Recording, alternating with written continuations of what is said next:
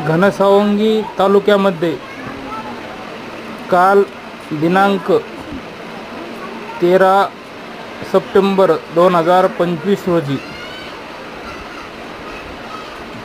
घनसावंगी तालुक्यात जोरदार पावसाने हजेरी लावलेली आहे।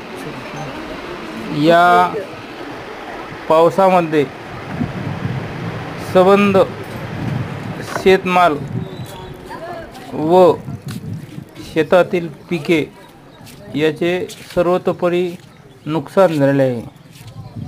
शेतकरी राजावर अतिवृष्टीचं हे येणारं संकट पाहून बळीराजा दुखावलेला आहे। सरकार मायबाप जसं शेतात पाणी आहे तसंच शेतकऱ्याच्या डोळ्यात सुद्धा पाणी साचायला सुरुवात झाली आहे। कुठेतरी बळीराजाची कदर करून आपण सरसकट पंचनामा करून शेतकऱ्यांना मदत करावी हीच मायबाप सरकारला विनंती। कोण व्यक्ती